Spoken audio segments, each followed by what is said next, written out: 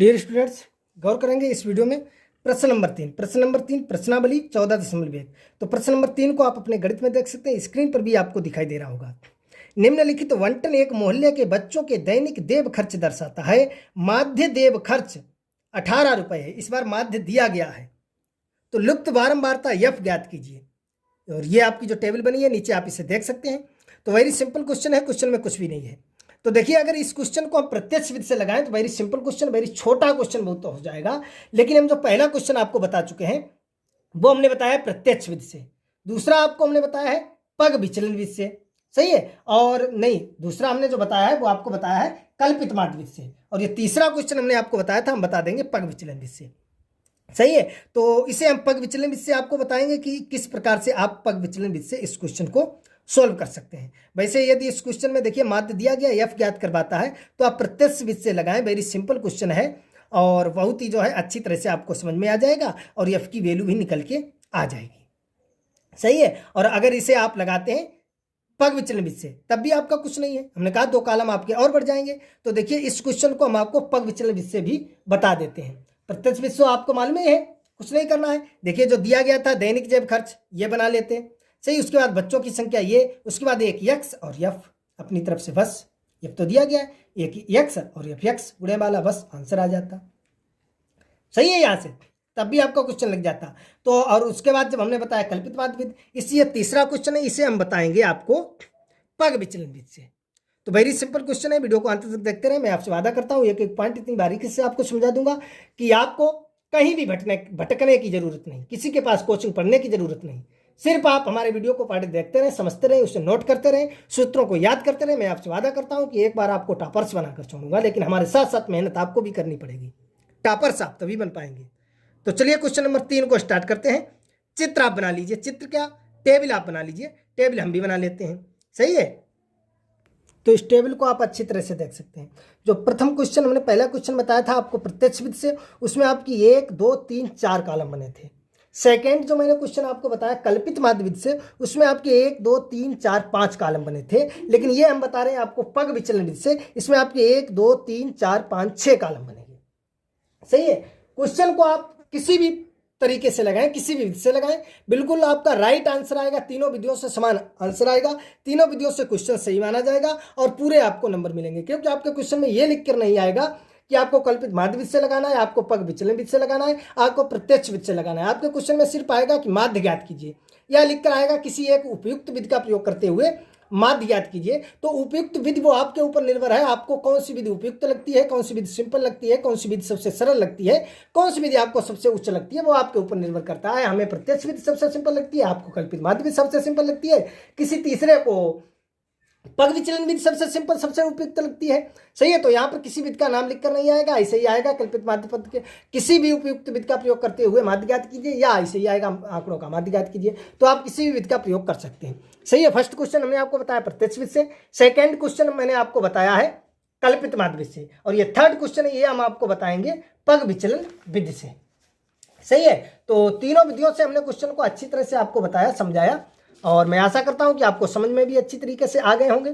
अगर नहीं आए तो कमेंट बॉक्स में बता सकते हैं, उन क्वेश्चन को जाकर आप देख सकते हैं। हमारे चैनल पर यूट्यूब पर सर्च करेंगे हमारा channel best online teaching by Veervansh sir, channel आ जाएगा, उस पर आप क्लिक करेंगे, प्लेलिस्ट में जाएंगे, प्लेलिस्ट में जाकर आपको जिस क्वेश्चन को देखना है, जिस प्रश्नावली को देखना है, जिस चैप्टर को देखना है, प्रत्येक चैप्टर की आपको अलग से प्लेलिस्ट बनी हुई मिल जाएगी। उस चैप्टर पर जाकर, उस प्लेलिस्ट पर जाकर आप क्लिक करेंगे, उस प्लेलिस्ट के अंतर्गत आपको सारे क्वेश्चन मिल जाएंगे। जिस एक्सरसाइज को, जिस क्वेश्चन को आपको देखना है, देख सकते हैं, समझ सकते हैं। कोई भी समस्या हो तो हमें आपको कमेंट बॉक्स में बता सकते हैं। तो चलिए ये टेबल बना ली, इसमें जो दिया गया है वो लिख लेते हैं। पहले तो जो दिया गया है 2 कॉलम ये दिए गए वही लिख लेते हैं, फिर अपनी तरफ से, सही है। तो यहाँ से आप देख सकते हैं, पहले जो दिया गया था आपका दैनिक जेब भत्ता रुपए में, सही। आप थोड़ा इस कॉलम को बड़ा बनाएंगे और सही से साफ और सुंदर लिखेंगे। सेकेंड जो आपका दिया गया बच्चों की संख्या, जिसे हम बारंबारता एफ से प्रदर्शित करते हैं। थर्ड जिसे वर्ग चिन्ह, मध्यमान, मध्यपंथ, मध्य बिंदु भी कहते हैं, यक्स से प्रदर्शित करते हैं। और उसके बाद प्रत्यक्ष विधि के लिए डायरेक्ट हम यहाँ पर क्या बनाते हैं, एफ एक्स, सही है।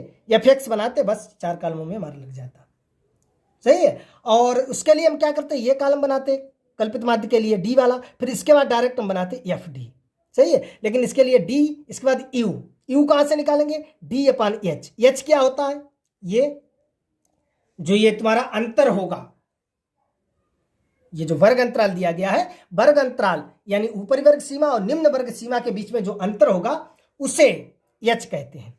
सही है। और लास्ट में हमें निकालना है एफ यू, प्रत्यक्ष में एफ एक्स, कल्पित माध्य में एफ डी और पग विचलन विधि में एफ यू। सही है, यहां तक आप समझ गए अच्छी तरह से। अब जो दिया गया है वो लिख लेते हैं। तो यहां से आप देख सकते हैं। सही है, दैनिक जय भत्ता ये आपका दिया गया 11 से 13, 13 से 15, 15 से 17। सही, उसके बाद बच्चों की संख्या ये भी दी गई है, वो हमने लिख लिया। अब वर्ग चिन्ह यक्स, ये तो मैंने आपको निकालना बताया अच्छी तरीके से। ऊपरी वर्ग सीमा और निम्न वर्ग सीमा दोनों को जोड़कर 2 का भाग दे दीजिए। तो देखिए 11 और 13 को जोड़ लीजिए, 3 1 4 2 कितने हो जाएंगे 24, और 24 में 2 का भाग देंगे कितना आ जाएगा 12 आ जाएगा। इसी प्रकार इसे 5 3 8 और 2 का भाग 28, 28 में जब देंगे 2 का भाग कितना आ जाएगा 14, 2 का अंतर है। इसी प्रकार 12 2 14 2 16 2 18 2 2 का अंतर आएगा। सही है, चाहे जोड़ के भाग देकर लिखते जाइए आप। सही है, तो सभी को जोड़ के चाहे भाग देते जाइए, या हमने 2 निकाल लिया है, उसके बाद हमें मालूम हो गया कि 2 2 का अंतर है, तो 12 14 16 18 20 22 24 निकालते चलेंगे। समझ गए यहाँ तक आप अच्छी तरह से? यहाँ तक तो कोई समस्या है नहीं। सही है, यहाँ तक अगर आपको कोई समस्या है तो आप बता सकते हैं। सही है, अब हमें डी निकालना है। डी कैसे निकालेंगे, एक्स माइनस ए कहाँ से निकालेंगे, हमने आपको बताया कितने पद हैं 1 2 3 4 5 6 7 7 है। तो देखिए 1 2 3 नीचे छोड़ दिए, 3 ऊपर, ये आपका जो बीच में बचता है ये आपका ए हो जाएगा। ऐसे आप कोष्टक में लिख भी सकते हैं और ना लिखें तब भी कोई दिक्कत नहीं, सिर्फ आप समझ लें। सही है, बीच में क्या आपका 18 आपका ए हो जाएगा। समझ गए आप अच्छी तरह से? वो आप नीचे लिख देंगे, लेकिन आपको यहाँ से ध्यान रखना है, आप चाहे कोष्टक में लिख दो या ना लिखो तो ज़्यादा बेटर रहेगा, कहाँ बीच में ये करोगे। सही है, समझ गए? साफ और स्वच्छ चित्र आपका रहेगा। नीचे यहाँ पर आप लिख देंगे a बराबर 18 आपका। सही है, यहाँ पर लिख देंगे। तो देखिए डी निकालो, डी निकालेंगे x माइनस ए। तो देखो x माइनस ए, एक्स क्या है 12, 12 से a यानी 18 जाएगा, कितने आएंगे माइनस के 6। सही है, इसी प्रकार 14 से 18 जाएंगे तो माइनस के 4। समझ रहे हैं? सही है, इसी प्रकार 16 से जाएंगे माइनस के 2, 18 से 18 0, 20 से 18 2, 22 से 18 4 और 24 से 18 तो कितने आएंगे 6। समझ गए आप अच्छी तरीके से? सही है, एक्स देखो ये है, एक्स से ए घटाइए, एक्स से ए घटाइए, एक्स से ए, ये एक्स से इससे घटाते जाइए। समझ गए आप अच्छी तरीके से? समझ गए? अब यहां से देखिए ये यू निकालना है। यू कैसे निकालेंगे, डी अपान एच। डी आपका क्या है ये, और एच कहां से निकलेगा, एच हमने कहा है कि वर्ग अंतराल का अंतर, चाहे आप किसी में भी देख लीजिए समान है। वैसे आप ये ए है, इसी के सामने आ जाइए, इसी के सामने आ जाइए। वैसे आप किसी में भी देख सकते हैं, चाहे 11 13 में देखो, चाहे 13 15 में देखो, चाहे 15 17 में देखो, चाहे 17 19 में देखो, चाहे 19 21 में, किसी में देखो अंतर कितने का है आप देख सकते हैं। 2 का अंतर है, 11 2 13, 13 2 15, 15 2 17, 17 2 19, 2 का अंतर है। सही है, तो 2 का अंतर, तो देखो एच हमारा कितना हो गया 2। हमें क्या निकालना है, यू निकालना है। हमें क्या निकालना है, यू निकालना है। क्या निकालना है हमें यू निकालना है। यू कैसे निकालेंगे, डी अपान एच। डी अपान एच, देखो डी हमारा कितना है -6, अपान एच हमारा कितना है 2, तो -6 यानी 6 में 2 का भाग देंगे, 2 3 6 यानी माइनस के 3। सही है, 2 दूनी 4, 2 एकन 2, 0 का देंगे तो 0, 2 एकन 2, 2 दूनी 4, 2 3 6। समझ गए आप अच्छी तरीके से? कोई समस्या किसी प्रकार की हो तो आप बता सकते हैं। यहां तक आप समझ गए? किसी प्रकार की कहीं पर भी किसी एक एक पॉइंट हम आपको इतनी बारीकी से समझा देंगे। मैं आपको पहले ही बता चुका हूं, एक एक पॉइंट इतनी बारीकी से समझाऊंगा कि आपको कहीं किसी के चक्कर में पढ़ने की जरूरत नहीं, किसी चैनल पर पढ़ने की जरूरत नहीं, किसी के पास कोचिंग पढ़ने की जरूरत नहीं है। सिर्फ आप जो है एक फेयर बनाते जाएं, एक एक क्वेश्चन को नोट करते जाएं, उसे सही से समझते जाएं, घर पर प्रैक्टिस करें, उसे नोट करें, सही समझें, अपनी तरफ से लगाएं। समझ में ना आए तो देखिए मैं आपसे वादा करता हूं कि एक एक पॉइंट इतनी बारीकी से समझा दूंगा आपको कि एक एक पॉइंट जो है आपको अच्छी तरीके से समझ में आ जाएगा। सिर्फ जो है वीडियो को आप अंत तक देखते जाएं बिना स्किप किए हुए, और जो बताएं उसे नोट करते जाएं। सही है, तो यहां तक आई होप आप अच्छी तरह से समझ गए। अब आपको क्या निकालना है, एफ यू निकालना है। एफ तो आपका ये है और यू आपका ये है। सही है, एफ यू यानी एफ और यू का गुणा। एफ देखो ये 7 इंटू यू आपका है माइनस का 3, तो ये हो जाएगा 7 यहाँ माइनस के 21। सही है, अगर आप डायरेक्ट लिखना चाहें तो डायरेक्ट भी लिख सकते हैं, 6 दूनी माइनस के 12। सही है, 9 एकन 9, और ये 13 में 0 का करेंगे तो 0, और एफ में 1 का करेंगे तो एफ एकन एफ, सही है। 5 में 2 का करेंगे तो 5 दूनी 10, 4 में 3 का करेंगे तो 4 तियां 12। समझ रहे हैं आप अच्छी तरह से। एफ यू निकालना, एफ और यू का गुणा। एफ आपका ये है, यू आपका ये है। 7 तियां 21, 6 दूनी 12, 9 एकन 9, 13 0 0, एफ एकन एफ, 5 दूनी 10, 4 तियां 12। समझ गए यहाँ तक आप अच्छी तरह से? यहाँ तक तो आपको कोई समस्या होगी नहीं किसी प्रकार की, सही है। नहीं है तो चलिए आगे बढ़ते हैं। यहाँ तक आप जो है समझ लीजिए। यहाँ तक समझ गए तो देखिए आगे बढ़ते हैं। अब क्या करते हैं, योग निकालते हैं, सही है। तो वही सूत्र, एफ को जोड़ना है और एफ यू वाले को। प्रत्यक्ष में हम क्या करते हैं, एफ को जोड़ते हैं, एफ एक्स को जोड़ते हैं।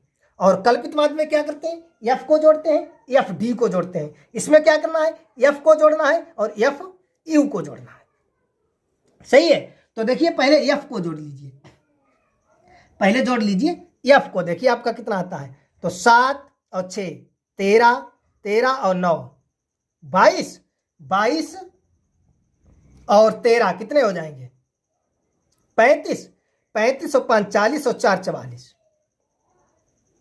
44, सही है। और प्लस देखो एफ तो आपका छूट गया है, सही है। ये चर तो राशि नहीं, अचर राशि तो है नहीं, चर अलग अचर अलग, यानी अंकों को हमने अलग जोड़ लिया। ये जो हमारा एफ था उसे अलग प्लस कर दिया, सही है, वो भी इसी में ऐड हो गया। भाई अगर 3 + 2 + 5 + x है तो 3 2 5 और 10 हो गए, और प्लस x वो तो अलग ही रहेगा, उसमें तो सम्मिलित कर नहीं सकते हैं, सही है। अब हमें एफ यू वाले को जोड़ना है। इसके लिए हम आपको बता चुके हैं क्या करना है। चाहे तो आप ऐसे जोड़ते चले जाओ या आप जोड़ लीजिए।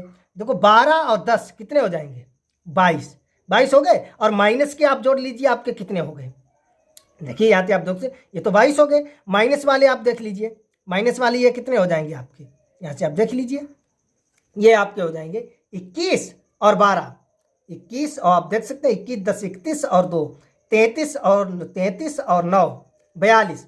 तो ये माइनस वाले आपके हो जाएंगे 42, माइनस वाले कितने हो जाएंगे 42, और ये कितने हो जाएंगे 12 और 10 22। तो देखिए घटा दीजिए, क्योंकि 22 से जब 42 आएंगे तो आंसर तो हमारा माइनस में आएगा 0 2, तो कितने आ जाएंगे -20, सही है। और प्लस एफ ये अलग है। समझ गए आप अच्छी तरीके से? कोई समस्या हो तो बता देना, सही है। समझ गए आप? अब यहां से देखिए, लिखना चाहो तो लिख लो, पहले सभी लिख लेते हैं। क्या, सिग्मा एफ लिख लेते हैं। ये आपका है सिग्मा एफ, कितना आपका है 44 + एफ, सही है। ए आपका कितना है 18, सही है। एच आपका कितना है अंतर 2, सही है। और सिग्मा एफ यू आपका कितना है -20 + एफ। समझ गए आप अच्छी तरह से? वेरी सिंपल है, कुछ भी आपका नहीं है। यदि आप प्रत्यक्ष विधि से लगाते तो बहुत ही जल्दी ये क्वेश्चन लगता है, इतनी जल्दी क्वेश्चन लग जाता। और हाँ, एक बात ध्यान रखेंगे, यदि ये क्वेश्चन आपकी परीक्षा में आता है तो आपको प्रत्यक्ष विधि से लगाना है, सही है। यदि ये क्वेश्चन आपकी परीक्षा में आता है तो आपको प्रत्यक्ष विधि से लगाना है। आप क्यों ये 1 2 3 4 5 6 इतनी लंबी साड़ी बनाएंगे, साड़ी इतनी लंबी टेबल बनाने के बाद उससे सोल्व करेंगे, बहुत समय लगेगा। यदि ये क्वेश्चन आपकी जो है बोर्ड परीक्षा में आता है, बोर्ड परीक्षा में पूछा जाता है, तो आपको प्रत्यक्ष विधि से लगाना है, कुछ नहीं करना है। डायरेक्ट ये साड़ी ये, उसके बाद डायरेक्ट एफ एक्स और एफ को जोड़ेंगे, क्योंकि आप देख सकते हैं एफ और एक्स की इतनी लंबी वैल्यू भी नहीं है। हमने आपको बताया है कि जब एफ और एक्स की बहुत बड़ी वैल्यू हो, यहाँ पर होता 520 640 840 900 या 1000 1320 1517, जब बड़ी वैल्यू हो 1000 और 100 में, तब जो है कल्पित माध्य पग विचलन विधि का प्रयोग कीजिए, कल्पित माध्य का प्रयोग कीजिए, सही है। यहाँ पर देखिए आप 5 7 84 4 84, सही है। 16 ने 144, यानी गुणा भी बहुत आसानी से हो जाता 24 चक्कू 22 पंचे, सही है। ये गुणा भी बहुत आसानी से हो जाता, गुणा आसानी से हो जाता तो इसे भी बहुत आसानी से ऐड कर लेते, उसे ऐड कर लेते, और बहुत मानो सेकंडों में आंसर आ जाता, बहुत जल्दी आंसर आ जाता। तो ये अगर आपका क्वेश्चन आता है तो आप इसे लगाएंगे प्रत्यक्ष विधि से। लेकिन मैंने आपको समझा दिया, मैंने कहा था पहला क्वेश्चन हम बताएंगे प्रत्यक्ष विधि से, दूसरा हम बताएंगे कल्पित माध्य विधि से, और तीसरा आपको बताएंगे पग विचलन विधि से। तीनों विधियों से आपको तीनों क्वेश्चन बता देंगे। उसके बाद आप देखेंगे कौन सी विधि आपको बेस्ट लगती है, कौन सी विधि आपको उपयुक्त लगती है, कौन सी विधि आपको अच्छी लगती है, कौन सी विधि आपको अच्छी लगती है। उस विधि से आप सारे क्वेश्चन आगे लगाएंगे। हम भी आपको उसी विधि से बताएंगे, जिस विधि से हमें जो क्वेश्चन सही लगेगा उस विधि से हमको आपको बता देंगे, सही है। तो यहाँ पर आपको इतना ध्यान रखना है, बस इतना लिख लिया। अब आप ध्यान रखेंगे, हम आपको सूत्र बता चुके हैं। सूत्र हमने बताया आपका जो प्रत्यक्ष विधि होती है उसके लिए डायरेक्ट आपका सूत्र होता है सिग्मा एफ एक्स अपान सिग्मा एफ, सही है। और जो आपकी कल्पित माध्य विधि होती है उसके लिए डायरेक्ट आपका सूत्र होता है A plus sigma F D upon sigma F, यही होता है। लेकिन जो कल्पित माध्य विधि से होता है इसका सूत्र होता है, हमें निकालना है माध्य बराबर, तो यहां पर लिखेंगे माध्य, जिसे हम एक्स बार से प्रदर्शित करते हैं, बराबर ये आपका हो जाएगा ए प्लस और ये हो जाएगा सिग्मा एफ यू, आई लगा है तो F I you I upon, sorry sigma सही से बनाना है आपको, सही है, सिग्मा एफ और इनटू एच, सही है। चाहे तो इसे ऐसे गुणे का निशान लगा कर एच लगा दो और चाहे इसे कोष्टक में एच, ये होता है पग विचलन विधि का सूत्र, सही है। जो हमने आपको प्रत्यक्ष विधि से बताया था वो आपको डायरेक्ट आपका सूत्र बताया था, क्या बताया था, सिग्मा एफ एक्स अपान सिग्मा एफ, सही है। एक्स बार बराबर आपका होता है सिग्मा एफ एक्स अपान सिग्मा एफ। जो हमने कल्पित माध्य विधि से बताया वो आपका बताया A plus sigma F D upon sigma F, और जो इसमें जो है ये और हो जाता है एच एड, सही है, इस प्रकार से। तो बस वेरी सिंपल क्वेश्चन है। देखिए यहाँ पर इस बार हमसे माध्य पूछा नहीं गया, अगर माध्य पूछा जाता तो वेरी सिंपल था, कुछ था ही नहीं। माध्य पूछा जाता तो यहाँ पर देखिए ये हमने सूत्र लगा दिया, यहाँ पर ए की वैल्यू रख दो, इसकी वैल्यू रख दो, एच की वैल्यू रख दो और सभी को सॉल्व कर लेते हैं, सही है। लेकिन यहाँ से भाई ए हमें मालूम है, इसके इसे मालूम है, ये मालूम है, ये मालूम है, सभी को रख देते हैं, हमें माध्य मालूम हो जाता है। लेकिन यहाँ से हमें माध्य दिया गया है, आप देख सकते हैं माध्य आपके क्वेश्चन में दिया गया है, कितना है, 18 रुपये, सही है। तो माध्य आपका दिया गया, एफ की वैल्यू पूछी गई है, तो माध्य के आगे हम लिख देंगे 18 बराबर, सही है, चूंकि हमें ये दिया गया है, समझ रहे हैं आप अच्छी तरह से, माध्य में दिया गया है तो यहाँ से हम लिख लेंगे जो हमें दिया गया है वो अच्छी तरह से, समझ रहे हैं आप। अब देखिए ए आपका कितना था, 18 प्लस ये आपका हो जाएगा सिग्मा एफ यू, आप देख सकते हैं कितना है, -20 प्लस एफ अपान, ये निकाला है 44 और प्लस एफ, सही है, और इंटू एच आपका कितना है, 2। समझ गए आप अच्छी तरीके से, यहाँ तक तो कोई समस्या आपको होगी नहीं, सही है, समझ गए यहाँ तक आप। तो देखिए वेरी सिंपल है, कुछ भी नहीं है किसी, अब देखो इस जो ये भिन्न जैसी बनी इसे कैसे भी सॉल्व कर सकते हैं। ये देखिए आपका 18 को इधर लाएंगे तो -18 बराबर, सही है, 2 का गुणा कर दो तो -20 दूना 40 और प्लस 2 का एफ में भी होगा 2f और अपान नीचे तो वही रहेगा 44 प्लस एफ। समझ रहे हैं आप अच्छी तरीके से। किसी प्रकार की कोई यदि आपको समस्या हो तो आप तुरंत बता देंगे, सही है, यहाँ तक आप समझ गए। अब देखिए 18 से 18 जाएंगे तो आपको मालूम है ये 0 बचेगा, तो ये तो हो जाएगा -40 प्लस 2f अपान 44 प्लस एफ, सही है। क्रॉस मल्टीप्लाई कर दीजिए कैंचीदार गुणा, तो देखिए जब इसका 1 में करेंगे तो ये हो जाएगा -40 और प्लस 2f, बराबर 0 में करेंगे तो सब 0 हो जाएगा। इसे 40 को उधर भेज दिए तो 2f बराबर माइनस में है, इधर आ जाएगा प्लस में, सही है, 2 गुणा में है, इधर भाग में आएंगे, चाहे डायरेक्ट काट दीजिए तो f बराबर 20, तो f का मान कितना आ जाएगा, 20 आ जाएगा। यही f का मान ही आपसे पूछा गया था, यही आपका आंसर हो गया, सही है। अगर इसको प्रत्यक्ष विधि से लगाते तो वेरी सिंपल था, सिर्फ 4 कॉलम बनाते। देखिए 2 तो आपके दिए गए हैं, एक x वाला बना लेते, एक f वाला और उसके बाद एफ एक्स वाला, और सीधा माध्य x बार बराबर सूत्र लगा देते, सिग्मा एफ एक्स अपान सिग्मा एफ, सही है, बस सॉल्व कर लेते। कल्पित माध्य विधि से यदि हम इसे लगाना चाहते तो उसके बाद एक कॉलम और बढ़ जाता, तो सूत्र होता है x बार बराबर a plus sigma F D upon sigma F, सही है। और इसी क्वेश्चन को यदि हम लगाते हैं पग विचलन विधि से तो ये सूत्र होता है x बार बराबर a plus sigma F you upon sigma F into H, सही है, तो ये सूत्र हो जाता है। समझ गए आप अच्छी तरह से। किसी प्रकार की अगर आपको कहीं पर कोई ये ध्यान रखेंगे, यदि ये क्वेश्चन आपकी बोर्ड परीक्षा में आता है तो आपको प्रत्यक्ष विधि से लगाना है। प्रत्यक्ष विधि से लगाएंगे, बहुत ही सिंपल क्वेश्चन होगा, बहुत ही सरल क्वेश्चन होगा और बहुत ही छोटा क्वेश्चन, जल्दी छोटी टेबल बनेगी, लग जाएगा। क्योंकि आपका ये लिख कर नहीं आएगा वहां पर कि पग विचलन विधि से लगाइए या कल्पित माध्य विधि से लगाइए, ये लिख कर आएगा कि ये माध्य दिया गया तो एफ की वैल्यू ज्ञात कीजिए, सही है। तो चाहे आप प्रत्यक्ष विधि का प्रयोग करें, चाहे आप कल्पित माध्य विधि का, चाहे आप पग विचलन विधि का। वैसे मेरे हिसाब से आप यदि प्रत्यक्ष विधि का प्रयोग करेंगे तो ये सवाल, ये देखिए इसमें लगभग 19 मिनट लग गए, जबकि मैंने आपको एक एक पॉइंट बहुत आसानी से समझाया है। वैसे कल्पित माध्य विधि से भी जल्दी ये लग जाता, 10 ही मिनट लगते शायद, लेकिन प्रत्यक्ष विधि से तो आपको 5 मिनट नहीं लगेंगे, प्रत्यक्ष विधि से आपको 5 मिनट नहीं लगेंगे, आपका क्वेश्चन लग जाएगा और गलत होने के भी कुछ चांस नहीं, बहुत जल्दी, कुछ गुणा भाग ज़्यादा नहीं करना है, सिंपल छोटा सवाल लग जाएगा। सही है, लेकिन मैंने आपको इसलिए बता दिया, मैंने आपको बताया था पहला क्वेश्चन हम आपको बताएंगे प्रत्यक्ष विधि से, दूसरा बताएंगे कल्पित माध्य विधि से, तीसरा बताएंगे पग विचलन विधि से, और फिर अन्य जो क्वेश्चन है फिर वो मेरी जो मर्जी होगी, आपकी जो मर्जी हो, जो आपको विधि उपयुक्त लगे, जो आपको विधि सरल लगे, उस विधि से आप भी लगा सकते हैं और हम भी आपको उसी विधि से बताएंगे जो हमें सिंपल, सरल और उपयुक्त लगेगी। सही है, तो ये हमने तीनों विधियों को आपको अच्छी तरह से बता दिया, समझा दिया। आई होप आपको अच्छी तरह से समझ में भी आ गया होगा। अगर समझ में आ गया है तो वीडियो को लाइक करें, कमेंट करें, शेयर करें, हमारे चैनल को सब्सक्राइब कर बेल आइकन अवश्य दबाएं, जिससे हम कोई वीडियो अपलोड करेंगे आपके पास तुरंत नोटिफिकेशन पहुंच जाएगा और आप उसे तत्काल देख सकेंगे, समझ सकेंगे। तो चलिए मिलेंगे अगले वीडियो में प्रश्नावली 14.1 और प्रश्न नंबर 4 के साथ।